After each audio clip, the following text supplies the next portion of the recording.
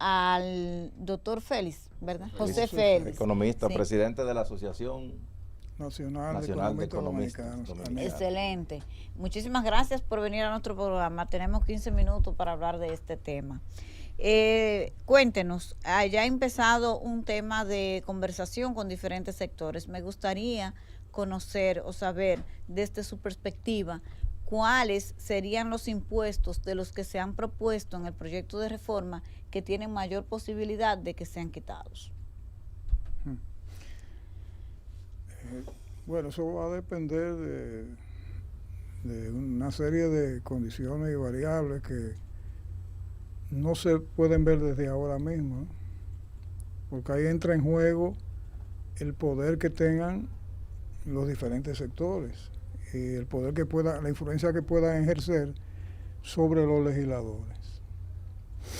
Se supone, ¿no?, que los grupos de poder económico pues tendrán mayores posibilidades de ejercer una mayor influencia en el Congreso. La Iglesia lo logró temprano. La Iglesia lo logró, determinados grupos políticos. Es muy probable que el pueblo dominicano, es decir, el pueblo, hablo del conjunto de todas las clases sociales que componen el pueblo, a pesar de que ya ha empezado a ejercer con mecanismos de protesta, ¿no? Se comenzó temprano. A pesar de eso, el pueblo no tiene representación real ante los legisladores para ejercer una presión, de forma que los artículos que van a sufrir aumento de precio por el aumento en el IVA ahora, ¿no?, antes ITEVIS, vayan entonces pudieran ellos ejercer alguna presión para que eso se disminuyera. Señor Félix, ¿es salvable la reforma, el proyecto de reforma? Aparentemente el gobierno tiene la decisión de llegar hasta la última por consecuencia. Claro, el gobierno está en la disposición de recibir cualquier tipo de sugerencias sobre la modificación en algunos de los artículos. Eso está claro. Yo personalmente pienso, y es lo que dije al principio, va a depender mucho de la capacidad de sugestión, de influencia que tengan los determinados grupos que están afectados en la reforma fiscal. Sabemos que todo el mundo está afectado, pero hay grupos como los trabajadores, la clase media, sobre todo los trabajadores, están más afectados inclusive que la misma clase media. Hay sectores, el sector industrial que se ha visto afectado, el sector del turismo, que hay una parte de la reforma fiscal que indica que las exenciones, exoneraciones que ha sido siempre objeto el sector turismo, pues se eliminen. Ese es el término que se utiliza en la reforma fiscal. Pues usted puede estar seguro que esos sectores van a ir al Congreso a ejercer todas las presiones y para que eso no se lleve a cabo. Donde yo veo menor capacidad es digamos, en el pueblo, que en las personas, los trabajadores, en la clase media, que no tiene organizaciones, digamos,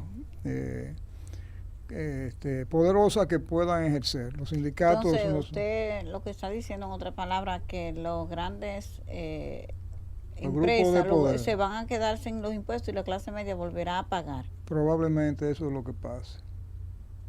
Así tan... Sí, tan simple. Sí, claro.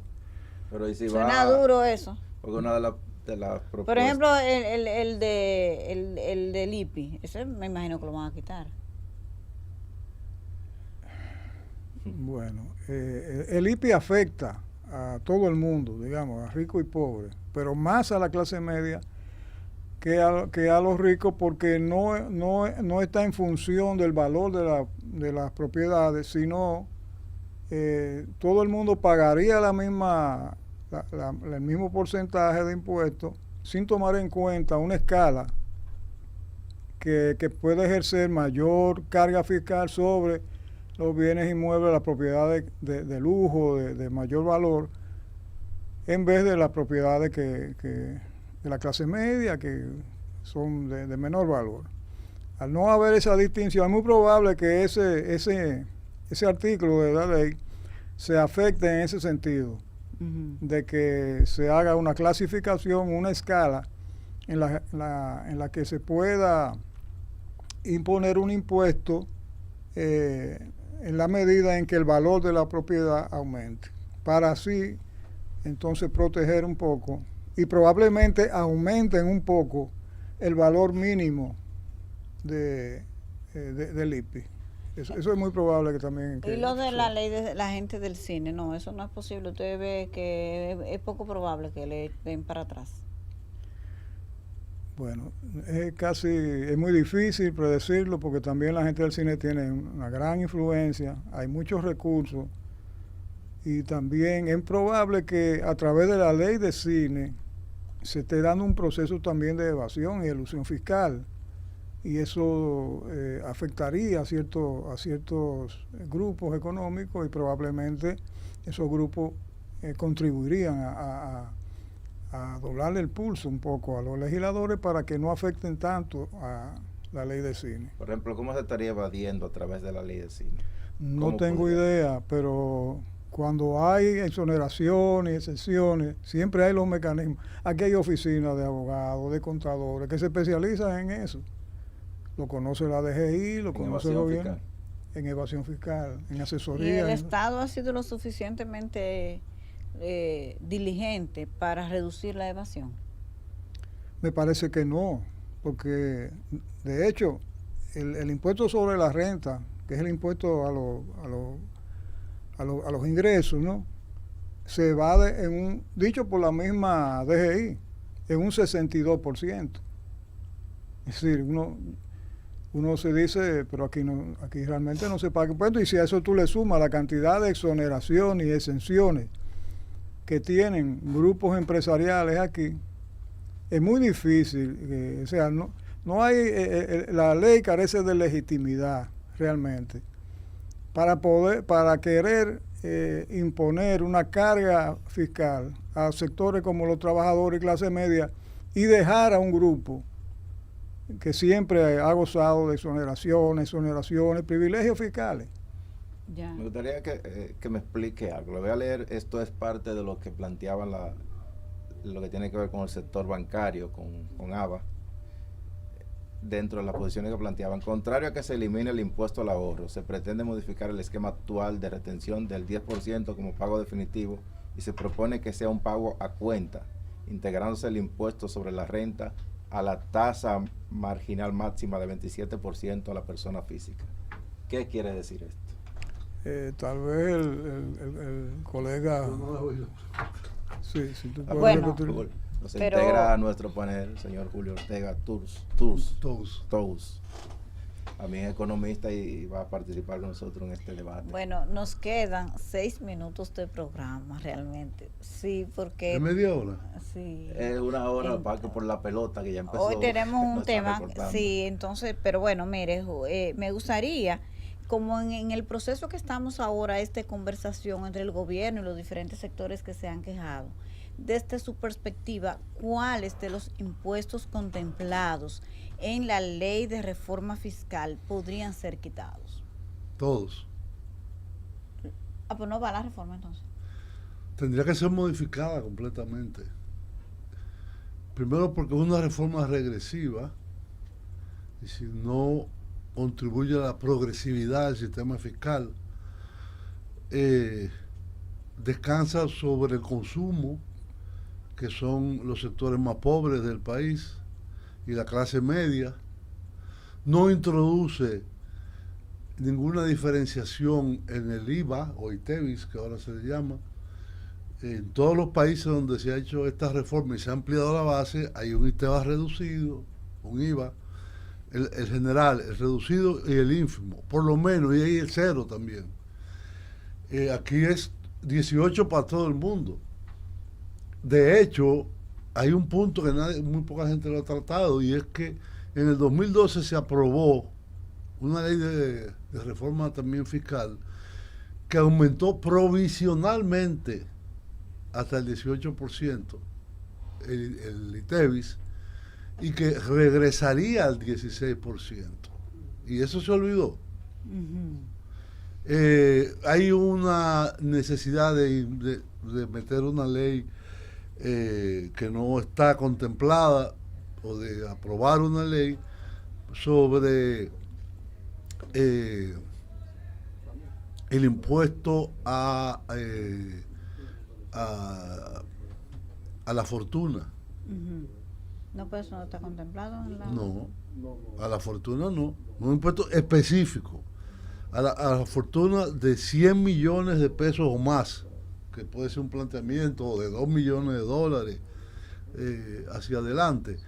Cuando usted sume propiedades inmobiliarias, propiedades de activos financieros, locales o internacionales. Y hay otro tema. ¿Y qué vamos a hacer nosotros con toda la compañía offshore? La que tienen los capitales fuera del país. Sí. De dominicanos y de empresas dominicanas. Sí, pero don Julio, mire, está el tema de las exenciones que están planteadas quitar, la de la zona franca, la del turismo, la del cine. Finalmente, según la perspectiva de nuestro querido aquí panelista también, dice que él entiende que la mayoría de los impuestos que representan cargas o nuevas cargas para los sectores más poderosos van a entrar en el paquete del consenso para ser quitados, y que finalmente la clase media será la que pagará. Como dicen en algunos sectores, peor aún. ¿Peor? Peor. ¿Y cómo es? Con timá. Julio, le preguntaba a José que si la reforma puede ser salvada. ¿Salvada? Sí. Bueno, no ha sido aprobada. Lo único es que lo más extraño de todo esto es que yo oigo en los medios de comunicación a muchos comunicadores de medios muy poderosos hablando de la disponibilidad hacia el consenso de las autoridades. El presidente lo dijo ayer en Pedernales. Sí, pero ya está depositado el proyecto. Sí, pero acuérdate. Ya está depositado en el Congreso. Se presentó, y al otro día fue el ministro de Hacienda solo a presentarlo en el Congreso. Sí. Hay que recordar que esta reforma fiscal, este anteproyecto de ley, viene como consecuencia, según el propio gobierno, de un mandato que da la Estrategia Nacional de Desarrollo del 2010. Pero la estrategia lo que habla es de un pacto fiscal. Pacto fiscal que llevaría a una reforma fiscal, lógicamente. Pero eso no se pasó por en encima. el enfoque de pacto, ¿no? No, el pacto nunca se hizo ni se planteó ni siquiera. Es un punto interesante realmente. Sí, que no se ha hecho cuando plantea primero el pacto y después la reforma.